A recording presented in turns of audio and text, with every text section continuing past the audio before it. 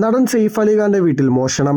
നടിയും ഭാര്യയുമായ കരീന കപൂറിനൊപ്പം സെയ്ഫ് അലി ഖാൻ താമസിക്കുന്ന മുംബൈയിലെ ബാന്ദ്രയിലെ വീട്ടിലാണ് മോഷണം നടന്നത്. മോഷ്ടാക്കളെ തടയാൻ ശ്രമിക്കുന്നതിനിടെ സെയ്ഫ് അലി ഖാനെ കുത്തേൽക്കുകയും ചെയ്തു. പരിക്കേറ്റ സെയ്ഫ് അലി ഖാനെ ആശുപത്രിയിൽ പ്രവേശിപ്പിക്കുകയായിരുന്നു. വ്യാഴാഴ്ച പുലർച്ചെ 2:30 സംഭവം. വീട്ടുകാർ ഉണർന്നതോടുകൂടി മോഷ്ടാവ് ഓടി രക്ഷപ്പെട്ടതായി ബാന്ദ്ര ഡിവിഷൻ DSP പറഞ്ഞു.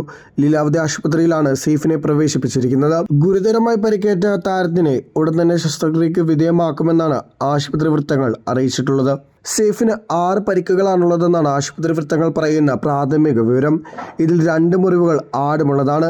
ഒരു മുറിവ് നട്ടെല്ലിന് അടുത്താണെന്നും അധികൃതർ വ്യക്തമാക്കുന്നുണ്ട്. ശസ്ത്രക്രിയയ്ക്ക് ശേഷം മാത്രമേ കൂടുതലുള്ള വിവരങ്ങൾ പറയാൻ സാധിക്കൂ എന്നാണ് ആശുപത്രി വൃത്തങ്ങൾ അറിയിച്ചിട്ടുള്ളത്.